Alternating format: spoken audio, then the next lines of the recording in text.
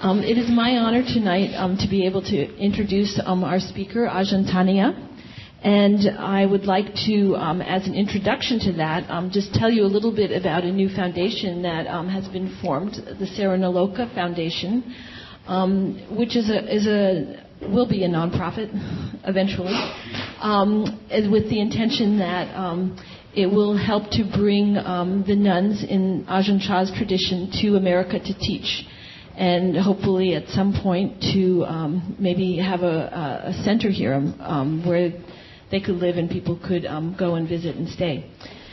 So Saranaloka is brand new, and if you have any questions about that, Brenda, who's sitting right over there, or I could answer your questions at the end. We do intend next year in 2007, to bring 2 of the nuns to America to teach across the U.S., and so that will be the first teaching tour that we'll sponsor. So tonight it's very exciting for us because we haven't had one of the nuns in the tradition here for many years. Some of you may have been familiar with Ajahn Sundara, who taught here a number of times a few years back. So tonight we have Ajahn Thaniya, and Ajahn Thaniya has been a nun for 16 years and is the senior nun at Chithurst Monastery, or Chittaviveka Monastery, actually, in Chithurst. I just learned that tonight. She was born in New Zealand and has practiced for a number of years with a meditation group closely affiliated with Lungpur Cha and the Thai forest tradition. This is the same tradition that Ajahn Amaro is with, if those of you who have heard Ajahn Amaro speak here also. In 1990, she went to England to join the monastic community there. And she is in America this year to teach with Ajahn Amaro a Thanksgiving monastic retreat in Santa Rosa that's happening starting next Friday. So while she was visiting us, we invited her to come and speak here tonight and be with us. So it's a great honor to have you with us. And as Maureen said before, we're going to do something slightly different tonight, and so this will be wonderful for all of us. So you can go ahead and ring the bell and take off here. Thank you. Thank you, Jill. You just take. It's a bit. Yeah, just checking the time. So talking with a few of the people here tonight, we're talking what I might like to offer into your space, and it seemed you might enjoy actually just participating in some of the traditional chanting we do, and then meditation. I could give some short reflection, then some question and answers. So realizing for some of you haven't had much experience of the monastic community, the Theravadan monastic community, I thought just to bring some of the aspects of our life, of our practice. So part of what rounds out the kind of formal meditation are things like chanting or recollections. So we thought to do something that's actually quite straightforward is this chant I've written up here, and we'll do it. It's like a round. Yes, it's repetitive. It's in the traditional language of the Theravadan scriptures in Pali, which is a common form of Sanskrit. Yeah. So yes. So essentially, for those of you that are newish even to the concepts of the Buddha, Dharma, and Sangha, what we're chanting is, to the Buddha I go for refuge, giving my life to realize Nibbana. And you can take Buddha as a kind of historical figure, but it's more helpful to think of Buddha as this aspect that we all have that can actually be awake, the kind of knowing quality of the mind, the sense of the knowing. So that is a place of refuge. There's the ability of the mind to know or be awake, and then the Dharma is the way things are. So we're taking refuge in the actually immediacy of the present moment. And the Sangha is an embodied activity. Yeah. So we can see it as people, or just a simple act of waking up to the present moment, to the way things are. And this is where freedom is and true possibility is. So it's a sense of just letting that sense of taking refuge or taking shelter in this possibility. So we chant it and let it really just start to infuse the body-mind. Yeah, as a recollection.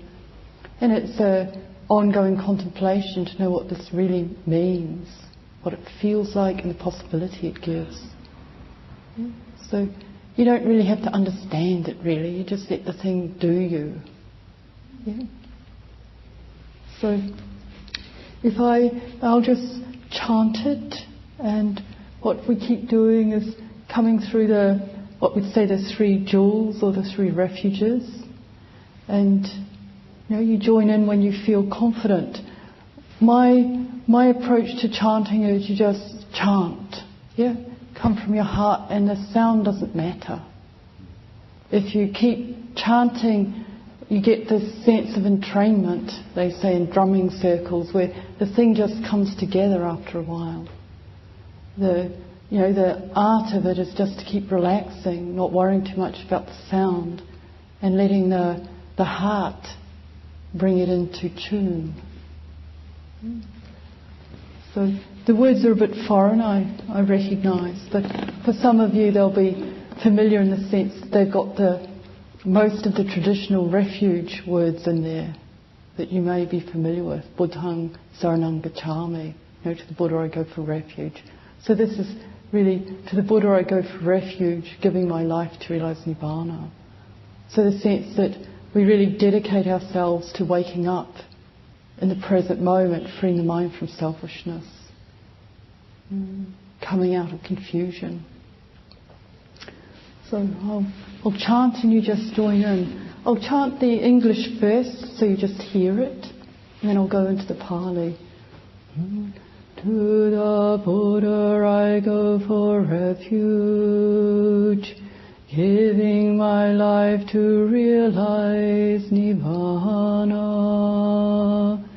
To the Dhamma I go for refuge, giving my life to realize Nibbana. To the Dhamma I go for refuge, giving my life to realize Nibbana. Buddhang me jivitang yava Nibbanang saranang gacchami. Dhammang me jivitang yava Nibbanang saranang gacchami. Sanghang me jivitang yava Nibbanang saranang gacchami. Buddhang me jivitang yava Nibbanang saranang gacchami. Dhammang me jivitang yava Nibbanang saranang gacchami. Sanghang me jivitang yava Nibbanang saranang gacchami. Buddhang me jivitang yava Nibbanang saranang gacchami. Dhammang me jivitang yava Nibbanang saranang gacchami. Sanghang me jivitang yava Nibbanang saranang gacchami. Dhammang Vejivetang Yavandivanang Saranang Gacchami Sanghang Vejivetang Yavandivanang Saranang Gacchami Buddhang Vejivetang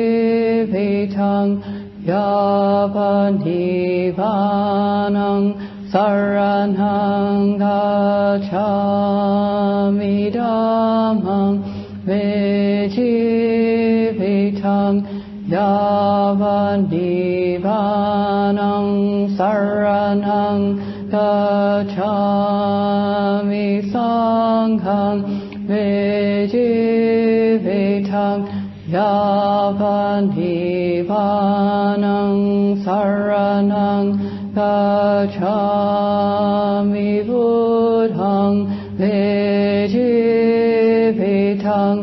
Yavandivanang Saranang Gacchami Dhammang Vejivetang Yavandivanang Saranang Gacchami Sanghang Vejivetang Yavandivanang Saranang Gacchami Buddhang Vejivetang Yavandivanang Saranang Gacchami Dhammang Vejivetang Yavandivanang Saranang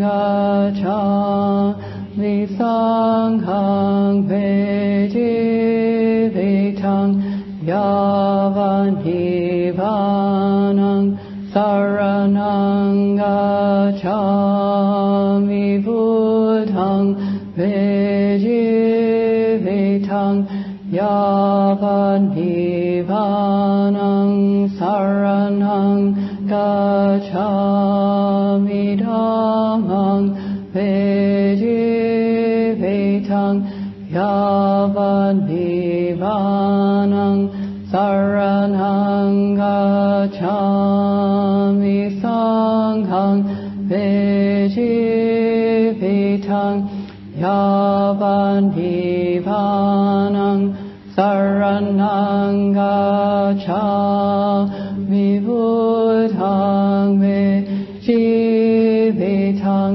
Yavandivanang Saranang Gacchami Sanghang Vejivetang Yavandivanang Saranang Gacchami.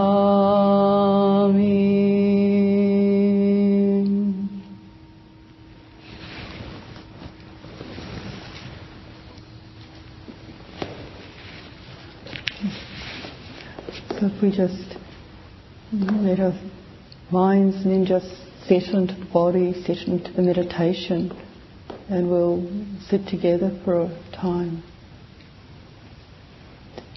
Insights? Lovely. Thank you. Yeah, beautiful.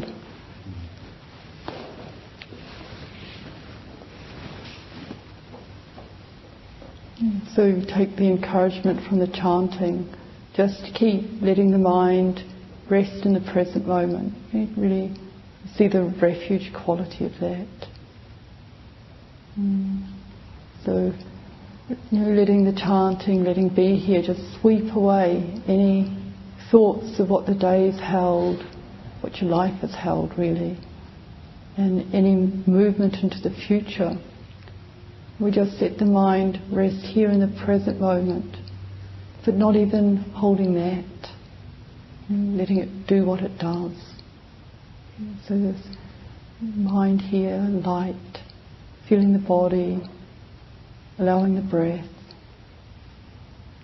letting these things just heal, rejuvenate, and gladden the mind.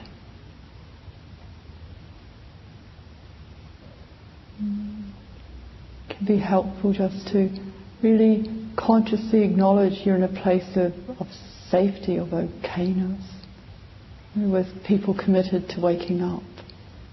And so letting the group support you, the place support you. You can really let go.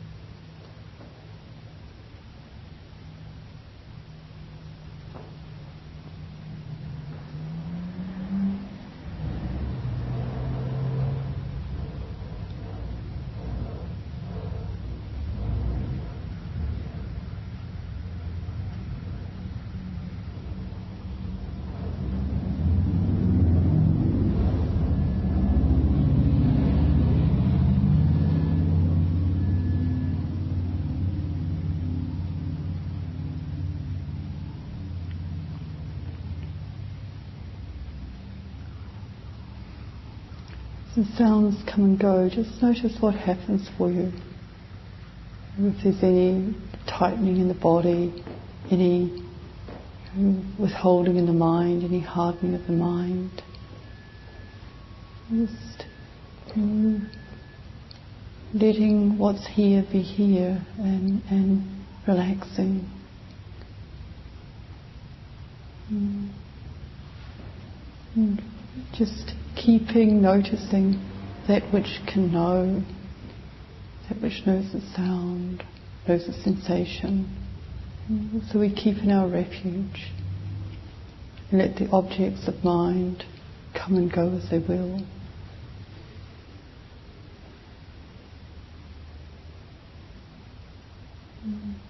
And just let the loveliness of not fighting with whatever is happening gladden the mind.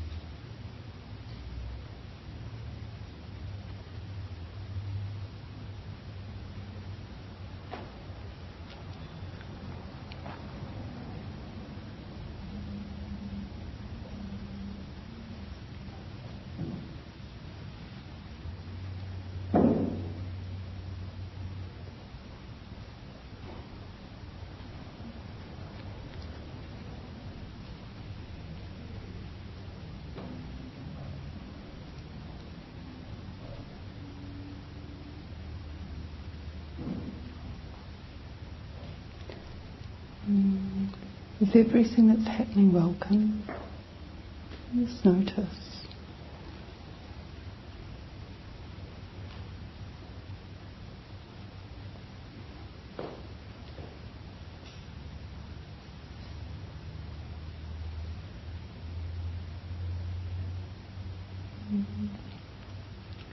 Just notice the habits of mind that so often have a sense things should be other than they are. Can we just welcome what is going on?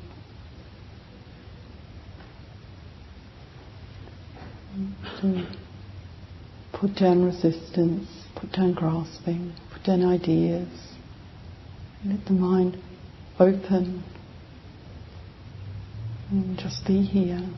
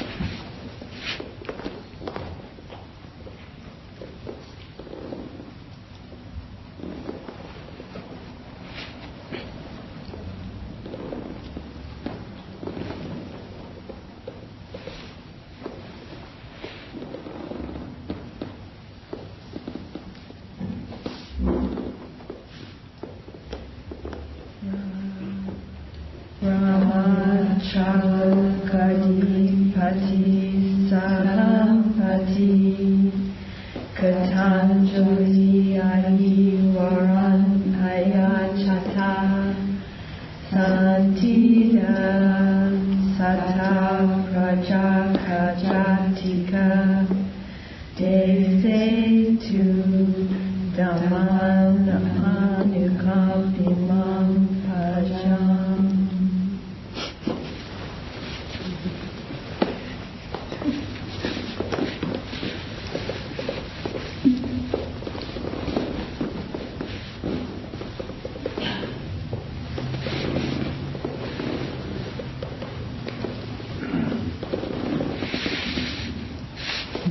Beautiful.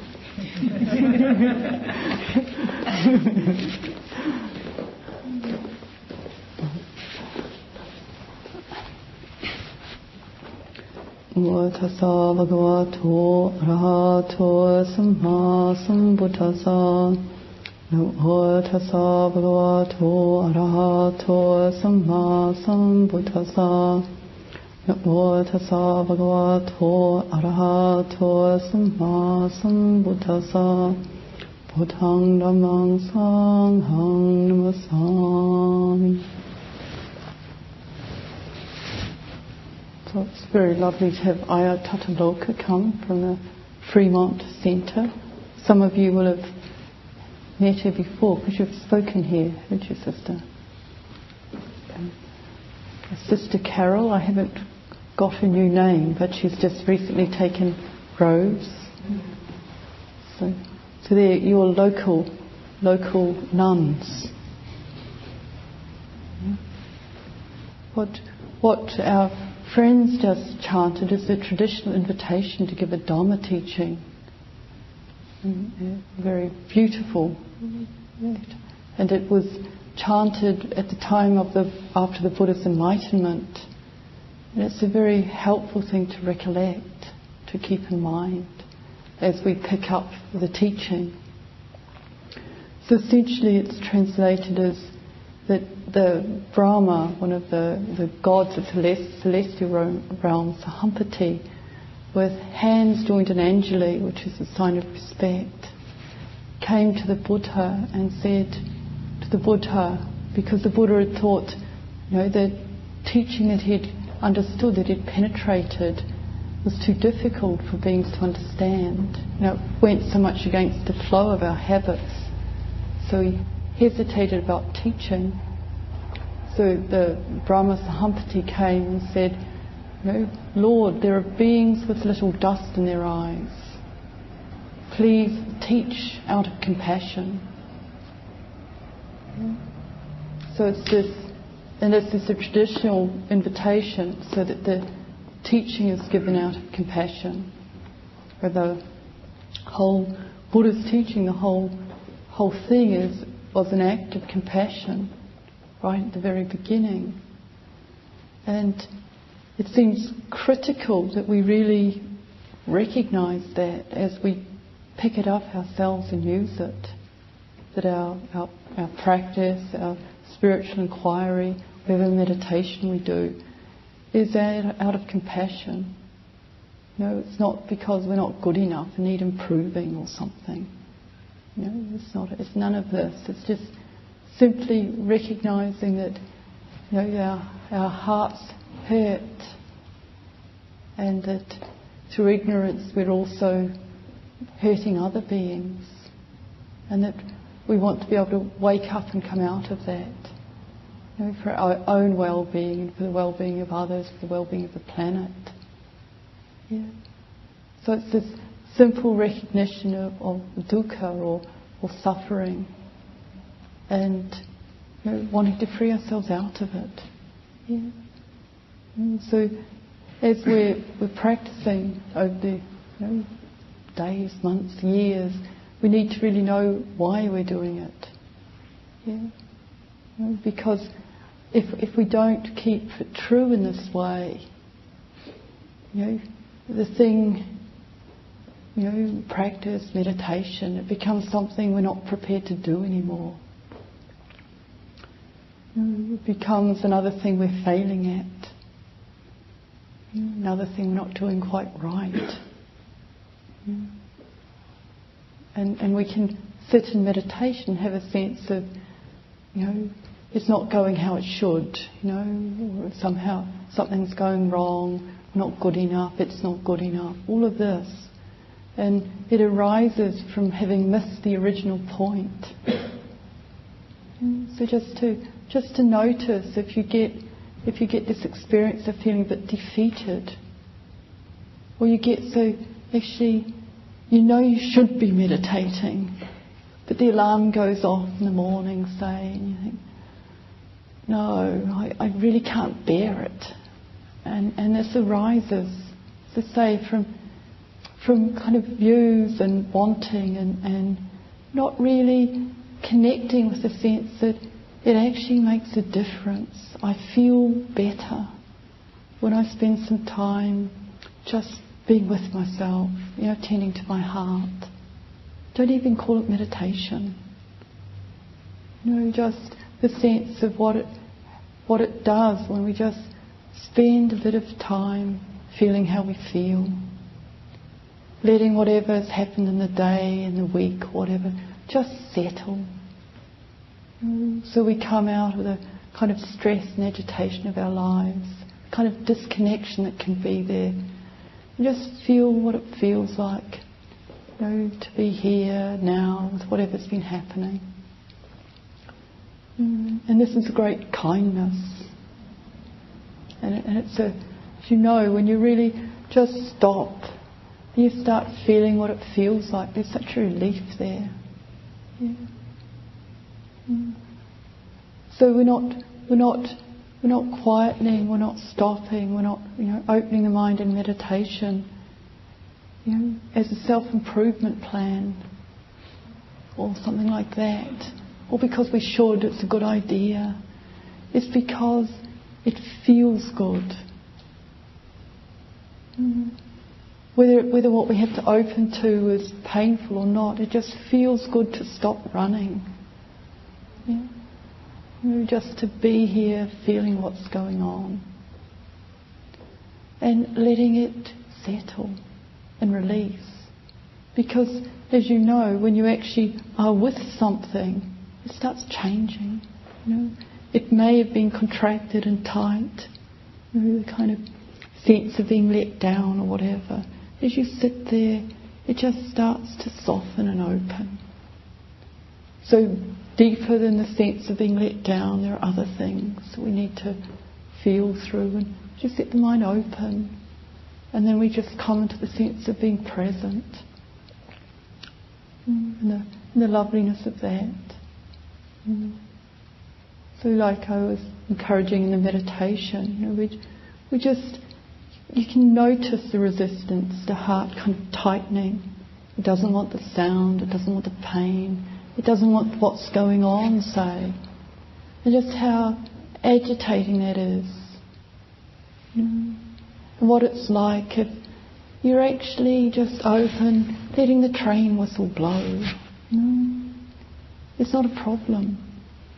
It doesn't have to be quiet.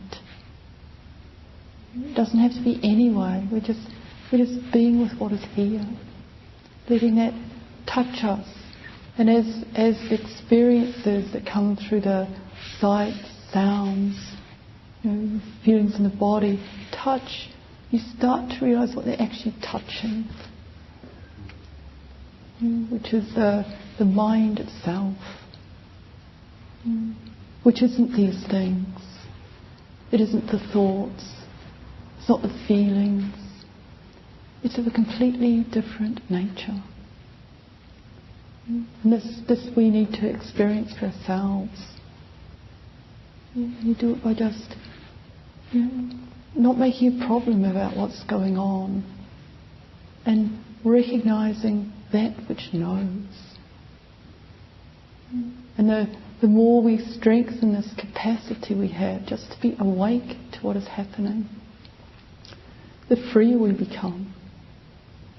It really gets so it doesn't matter what's going on. We're able to be present with it.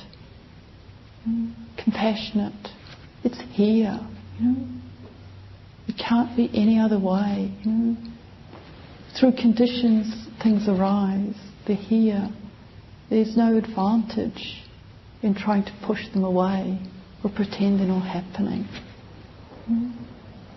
The train goes past, the whistle blows, and that's nature, isn't it? So we let what's here be here.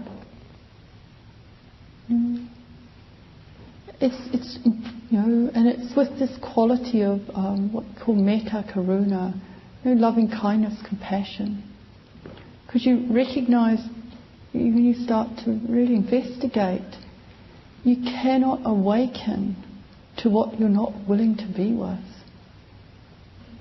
So how can you know something you're not prepared to let into consciousness? So we realise we've got to come out of that kind of paradigm of, things should be this way, they shouldn't be that way. I want this, I don't want that. Into just a sense of, here it is. And I can be with it. And we do this with small things, that don't really matter. The sounds coming in from outside or whatever. And it strengthens our confidence to do it with things that are more heart-wrenching. People going that we love. Things that are happening that are very distressing. We just have the capacity to feel it, know it, but be resting in a sense of refuge. We talked about before we did the chanting, that we can actually be present and awake. And from that place, all kinds of possibilities are born in terms of how we respond. You'll all know in the times when you've actually been really there for something. You've done the most unexpected things that have been of great benefit. Not from ideas, but just from the simple power of presence. Present with a sense of compassion, welcome. And then miracles happen. The kind of miracle that comes from being awake. So as we live, as we sit, when we do anything, what we're doing is we're strengthening this ability to be present and to free the mind out of wanting this, not wanting that. So it really comes into the middle. And then feel what that's like. As I say, we're doing it out of compassion. So to really connect with that, and then to feel the kind of what a life can be like, the kind of sadness of it, and as I say, the stress of it, and just the complexity of being alive and the things that have to be dealt with, and then wanting to support ourselves in that, and to come out of conflict. I entered the States on Tuesday, I think, and the first thing that somebody said to me was the man at the customs, not the customs, immigration, and he said to me, "Is your whole life committed to peace?" And I thought, oh, it's a very good question, for each of us. Is our life really committed to peace? Well, the external form certainly indicates that, but what's happening here? Am I fighting with what is happening? Fighting with the sounds, fighting with the pain in my knee, or am I actually willing to come out of the war and just be here? So it's just to notice for yourself Is your life committed to peace?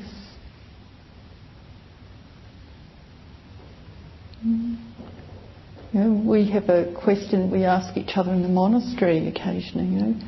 Do you want to be right or do you want to be happy? And so, do you want to be right or do you want your heart at peace? And you can see, even relating to yourself and relating to the circumstance of our lives, just to recognise you actually have a choice. And the habits of the mind will push us one way.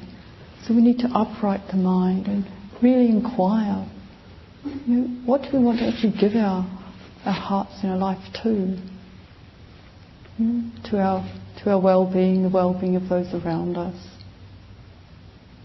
Or to something else. Each person's choice, isn't it? And to really be freed up in that choice, we need to do whatever we can to be as present as we can be, so that we're just not swept along by the habits of mind. So to cultivate the mind, so you really can feel and make a choice, make a choice for your own well-being. You know the places you can get caught, where you lack, where you lose flexibility of mind, where the mind gets overwhelmed by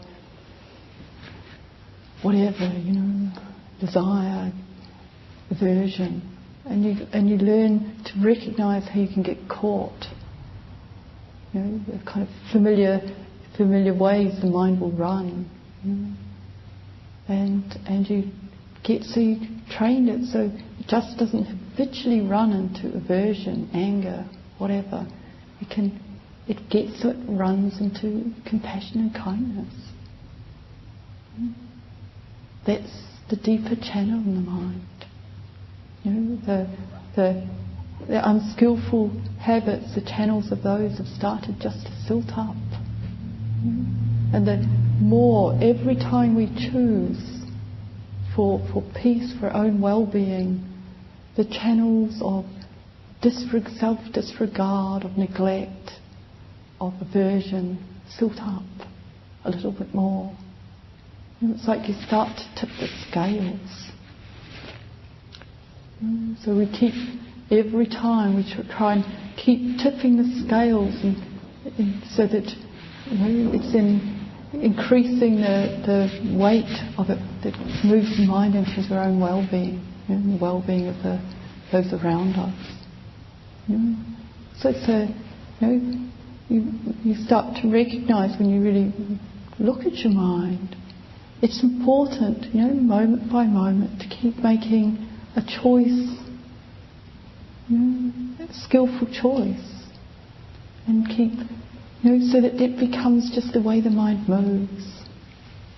The Buddha said, what you think about becomes the habit of mind. So it's worth really taking care.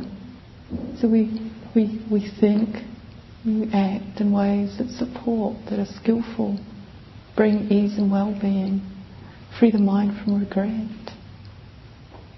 And if you look at it for a lifetime, it can seem a bit overwhelming. But in each moment, it's a small thing.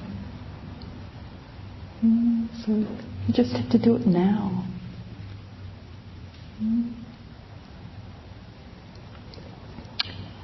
So, realising we need to finish 9ish, I thought, rather than really just talking at you, which doesn't seem such a good idea, to really open the field up for questions. I haven't spoken with almost all of you, so I really don't know what to find helpful to talk about. So, if there's anything particular you'd like to raise, or you're very welcome to.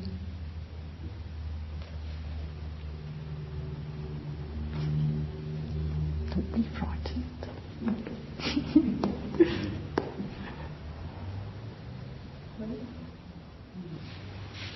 If anything I've said doesn't make sense, you're welcome to inquire. inquire. Anything you want? A bit more expounding.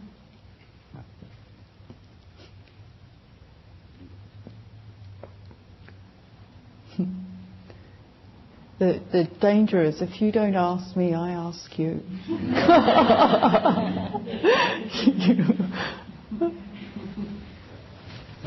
Yeah. Could you repeat the microphone?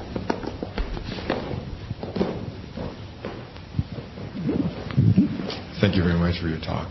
Very rich for me.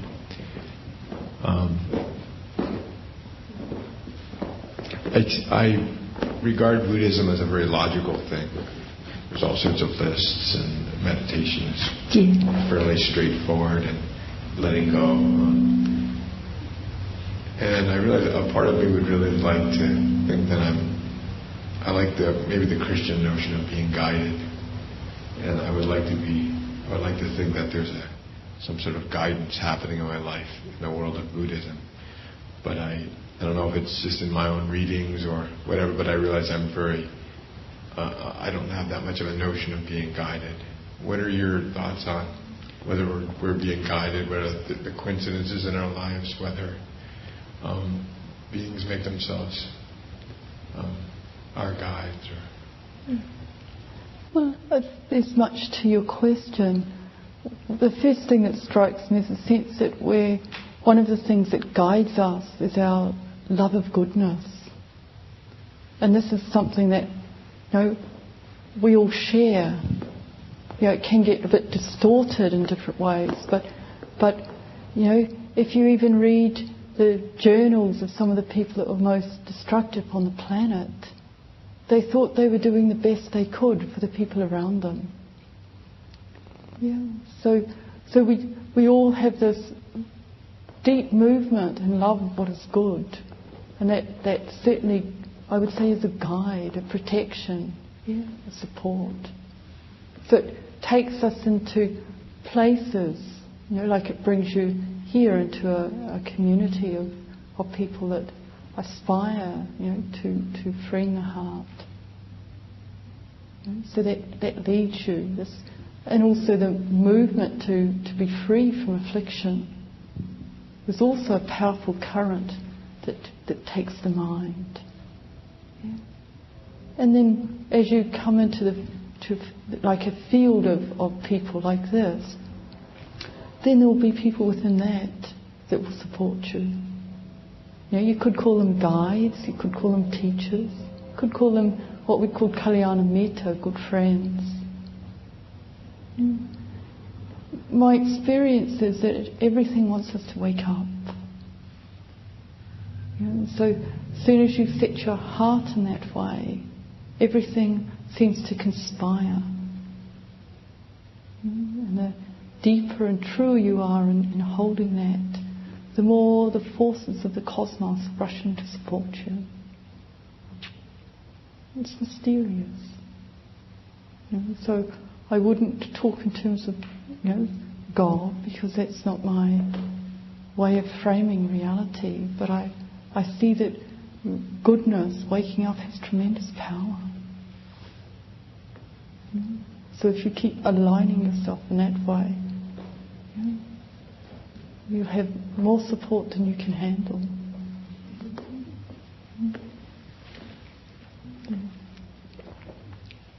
Thank you. You're welcome.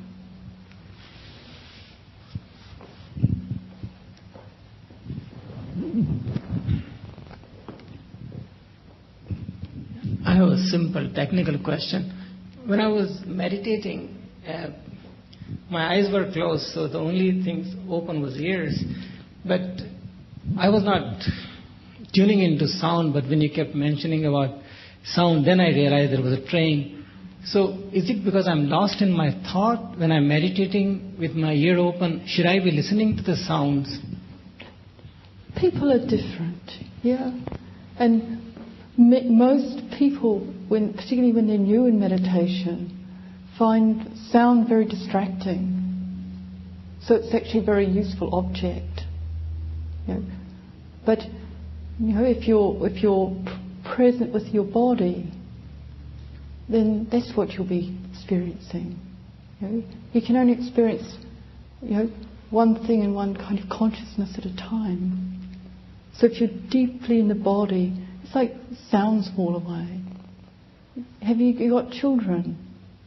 Like I have nieces, nephews, but if they're reading, you can go and shout in their ear, "Tea time," and they don't hear. Yeah?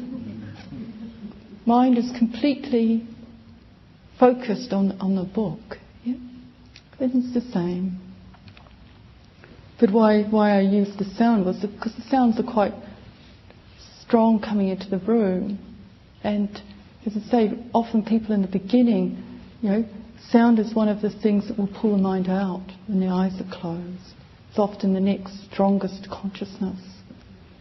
So then it's very helpful, because when you hear the sound, you can often, if you notice, you can feel it, sense of it hitting against you.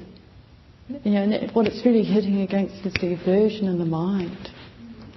So you can, if you soften the aversion, you get this lovely feeling of sound just not hitting anything. And you start to be, the awareness itself becomes revealed. So in that way it's a lovely object. Particularly when you've got things as beautiful as train whistles, which are the sound of freedom. So to let that just move through the consciousness. But no, it's fine not to be hearing sounds. I don't know, you tell me, were you thinking or were you actually just with your breath in your body? I wasn't sure, that's why I asked. I think more the mind was moving between actually. And that also can be happening, that catches the thought, then it comes into the body again. But we close the eyes often because the eye consciousness is so strong, it pulls the mind out. But say the ear consciousness could be the next thing that will take you out of presence in the body.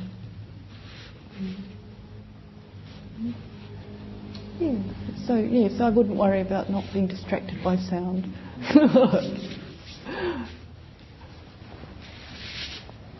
Yeah.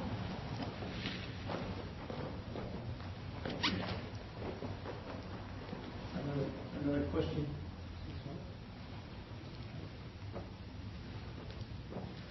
Another question surrounding sound. I am easily distracted by sounds. Some sounds. I backpack a lot. You backpack a lot? I backpack, or I go trekking. Is that what you would say in New Zealand? Or tramping. Tramping, right, on the tracks. And when I'm out in the Sierra, there are no undesirable sounds, I guess I would say. There's just the wind and the water and the occasional F-16 flying over. But sometimes those aren't too often. And when I sit out there, when I'm not doing other things, if I'm just sitting, I find it very easy to sit. Yes.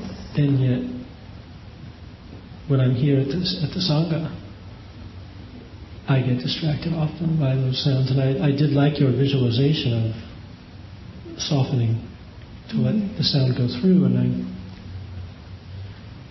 I guess I'm asking for more help. Yes. Because when I'm backpacking, those sounds, they go right through me. Yes. They're so pleasant and they're natural, whereas trains and motorcycles and thump of stereos and things really draw me out of, I guess, my body or my non-thoughts or my thoughts. Yeah. Perhaps you could. Yeah. So if you notice what's happening is it's the way things are labelled, isn't it? Kind of. I'm the one that assigned it. The pleasant sound versus the unpleasant. That's sound. right. And so it can be very helpful just to play with that. Years back when I was in Thailand and they rang the bell a lot, and I'd just practice, liking the sound of the bell or liking the sound of the silence, and just seeing what happens, that you can actually choose. to be attached to the silence or attached to the sound. And both of them, of course, are unsatisfactory, but you realise the way the mind tends to grasp at this thing or grasp at that. And just get so, you lighten up, free it up. I mean, so it likes the sounds of the stream and it doesn't like the sounds of the tractor,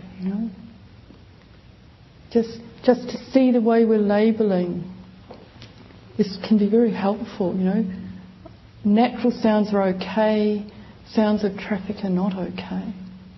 Why?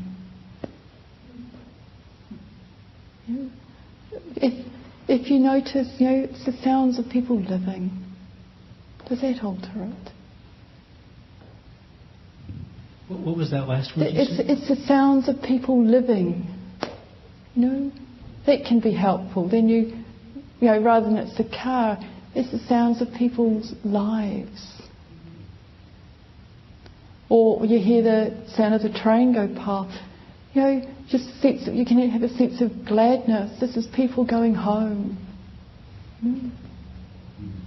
And so you can notice just how you perceive things. Notice the changes the feeling around them. So just in a sense, just inquiring. So again, it comes back to the labeling you said. Yeah. So ideally, if I'm truly still and present, then the sound is it's superfluous. Yes, and I don't really sense it. But since I'm sensing it in a negative way, are you suggesting just try and flip that and think of it in a more positive way? Yeah, because aversion brings an edge, like it's the edge of self. And we're just softening that. And then you can also inquire in the way, like, classic teaching of Luang Por Chah, the Thai meditation master of my family. He noticed he'd be sitting here and his mind would be going out, grumbling about this sound, that sound. And he noticed, that it's actually a movement of his mind. It's not the sound troubling him, it's him going out to trouble the sound.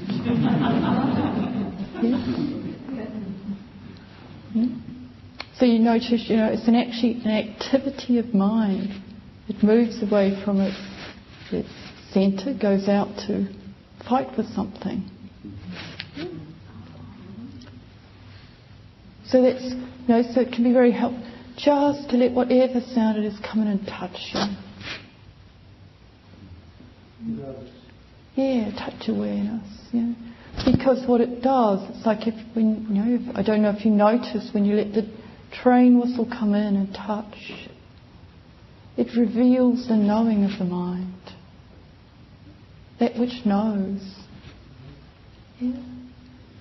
So then, it has this beautiful aspect because there's this object, the sound, and there's that which knows it. And so rather than getting stuck on the objects, we make our allegiance with the knowing. So then we don't mind what the objects are because all they're doing is more deeply revealing the knowing. Kind of mind awake, here, available. So you might even like just to think in terms of actually just being more available. Rather than having lots of preferences around. It's just available for what's happening. So there's many, many ways. You work on the perception and then you can just work really at the centre of the mind. I just inquire because you'll reveal a lot about the way your mind works. You just notice your relationship to sound. It will be the same with everything. So it's a potent thing just to notice,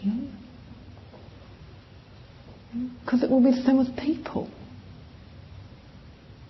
The ones that are natural, like the streams, and the ones that are more like the sound of the traffic. So to get so that all of it's welcome. You get so all of it is welcome. boundless mind. It all becomes a stream. Yeah, that's right. And a stream that stops.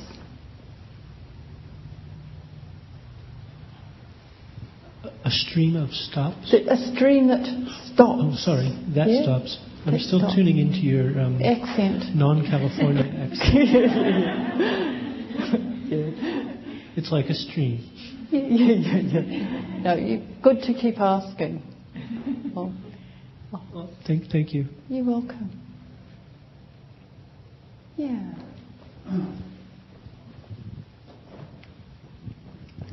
So, how can you hear me? Okay. Yes. So, how to apply that to all of the manifest injustice in the world that we're confronted with daily? Yeah. It's a hard one, isn't it? Because all of it says we should be doing something. Yeah. But in terms of the teaching, the first thing that we need to do is feel it here. So that we come out of the hindrances, out of aversion, out of wanting. Yeah? Because as long as the mind is clouded with hindrances, with anger, with wanting things one way, not wanting them the other, we're not actually seeing clearly. So any action will come out of confusion and out of ignorance. So the first thing is to clear the mind, and then from that place, something will naturally come. So the first work is here, and then it moves out from there.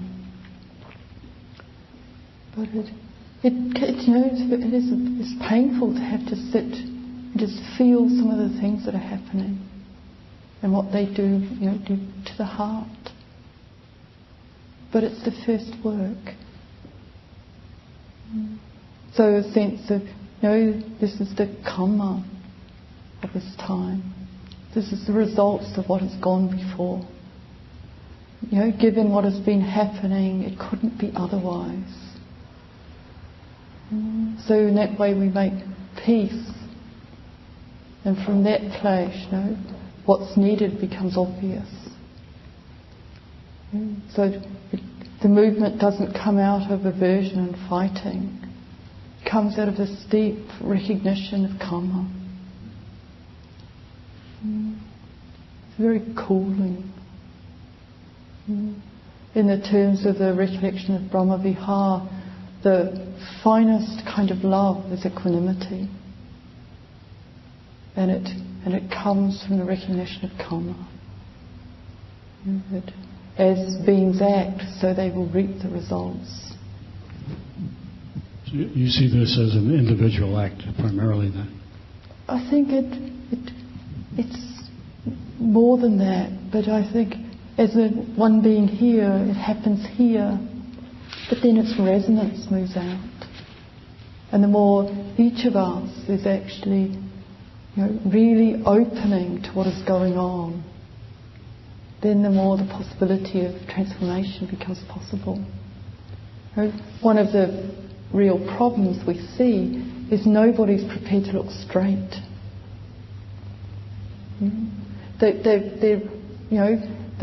What's actually really happening is so difficult that nobody will look directly at it. And so it's very hard to get true action when there's no clear seeing. And so, I don't know if you know the whole sense of morphic resonance, or the 100th monkey. That, when one being does something, when another being does something, there's a certain critical point where it's understood everywhere. And I experienced that with things, that if you start to wake up and the person beside you starts to wake up, it becomes the dominant paradigm.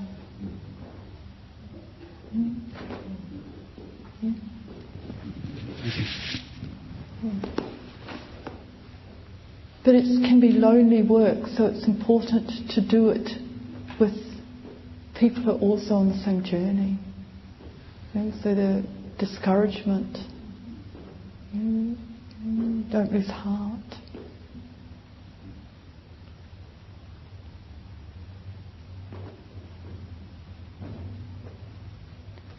We'll have to be, it's just coming up 9.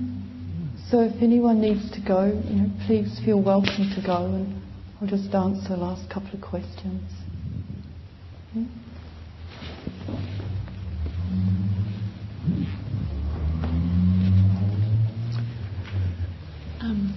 I was wondering if you could talk sort of concretely about how you deal with somebody disrespecting you, because I think that it's always easier to be good when other people are being good. Yeah. And so I find myself that that's when it's the most challenging thing as you're going along. You're really sort of like trying to bring your consciousness, and then somebody, flips you off or just like slams you. How do I be good? How do I do it then? Yeah, that's right. I mean, how do you really live this stuff? But I mean, specifically about somebody not treating you with extending the same sort of whatever to you. Yeah, so it's something, certainly as a nun within this tradition, I have worked with. And as a senior member of the community, it's certainly something I also have to work with. That just, the first thing, of course, is always to feel it. But then I look, and if someone's treating me rough, I think, well, it's actually just a reflection on them. It's got nothing to do with me. So I don't take it on. I leave it where it belongs. It's not my business.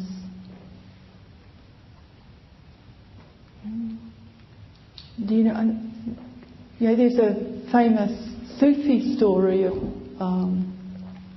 what's his name? Nasruddin, and he was away, and I don't know whether you could say friend, but a mate came along and wrote on his door something like rotten pig, and went off. And then Nasruddin came home, saw the writing on his door, went in, and a bit later this fellow came along again and knocked, and knocked and said to Nasruddin, I came and visited you before and you weren't home. And Nasruddin said, yes, I saw you left your name on the door.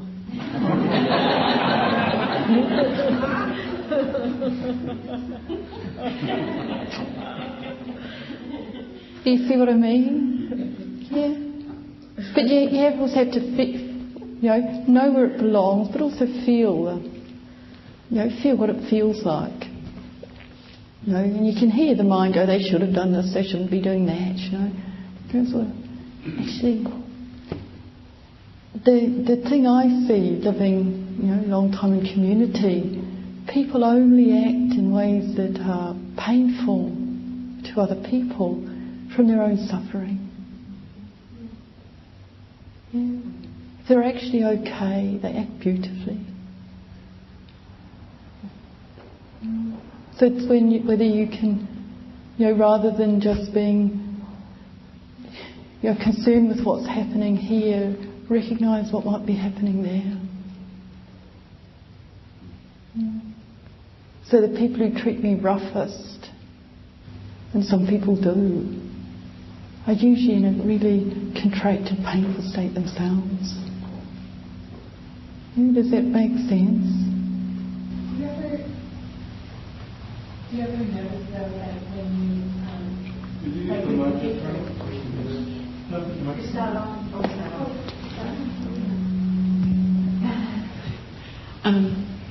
you ever notice that when you take your attention away, you'll like snap? It's like if something hard's happening and you bring your attention to it and you're there with it, and then something else goes away and you weren't sort of prepared for it or whatever, and then you just like snap. I don't know, and because you weren't, I don't know how to say it. Like if you're having a difficult conversation with somebody and you're really bringing your attention to it and being respectful to the person and everything, and then you get in your car and you go to do something else and something happens you weren't prepared for, and then it's sort of like the tension from that sort of comes out somewhere else. I don't know. It can be like that, can't it? And the secret or the trick gets to be to just be more and more conscious in the present moment, and in a sense, not accumulating the tension. So you're present with your own response. You may not be saying anything, so you're having a difficult conversation, and you're really in your guts feeling how much it's painful. Either you feel angry, you feel fearful, whatever's happening, you're actually very present with it. And then it doesn't tend to accumulate in the same way. But if you're being, superficially okay, managing this difficult conversation, but not acknowledging to yourself what it's actually feeling like, then you do get a back reaction. And it takes skill. I mean, it's partly what we're training ourselves in meditation for, so we have enough strength and presence of mind to be able to be with something difficult and to maintain a reference to our own body and heart. So you never lose yourself. Whatever's going on, you always know what it feels like. When things don't accumulate in the same way. But yes, just then to recognise, I've built up some tension. It doesn't need to be more than that, really, does it? And recognise, well, you're in a difficult conversation and you didn't lose it. So to rejoice in that. That you didn't then just dump your own tension or agitation onto the other person. And that's quite an accomplishment in itself. But you've got to be careful that you're not then disallowing yourself. You're really honouring yourself in the whole thing. You're not just being good.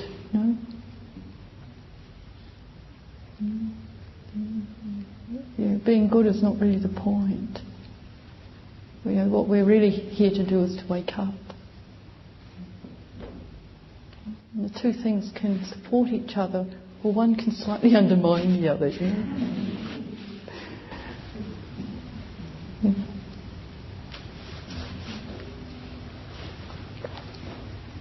Okay. Enough, eh?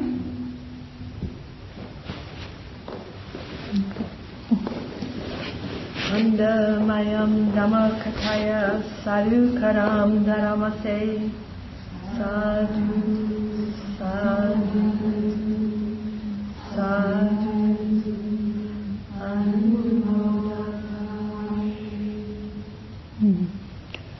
So if I can just end by giving a short blessing. Vidyo vipajantu savarogo vinasatu ate bhavan vantarayo sukhitikayo bhava avivadana sirisani changura pachayino chattaro dhamma varanti ayu vano sukham phalam. Very lovely to have the opportunity to come here and be with you all. And I wish you strength and courage in your practice.